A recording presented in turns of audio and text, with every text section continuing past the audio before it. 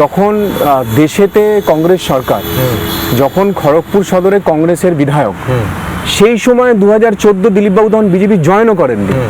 সেই 2014 যখন কেন্দ্রে কংগ্রেসের সরকার, খড়গপুর সদরের বিধায়ক পর্যন্ত কংগ্রেসের, সেই সময় কিন্তু 12,000 লিড দিয়েছিল 2014-তে খড়গপুরের মানুষ মাননীয় প্রধানমন্ত্রী নরেন্দ্র মোদীজিকে।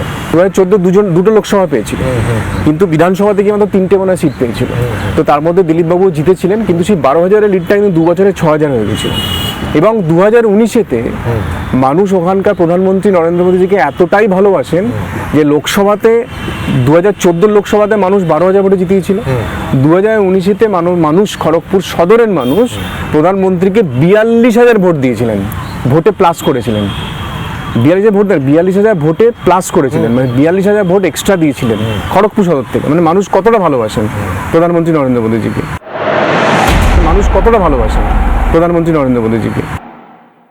এবং দিলীপবাবু কিন্তু শুধু খড়গপুরের জন্যই লোকসভার সাংসদ হয়েছিলেন। কিন্তু যেই বাই ইলেকশন হলো 2019-এ, তার কয়েক মাসের মধ্যে সেই ভোটটা -22,000 হয়ে গেল। তার মানে 42,000 আরও 22,000 মাইনাস, তার মানে প্রায় 64,000 মাইনাস হয়ে গেল খড়গপুর সদরে। তার 2 বছরের মধ্যে 2021-এর ভোট, সেখানে গিয়ে প্রধানমন্ত্রী আবার জিতলেন। মানে আমি সেখানে ভোটে দাঁড়িয়েছিলাম, কিন্তু মানুষ ভোট প্রধানমন্ত্রীকে দেয়।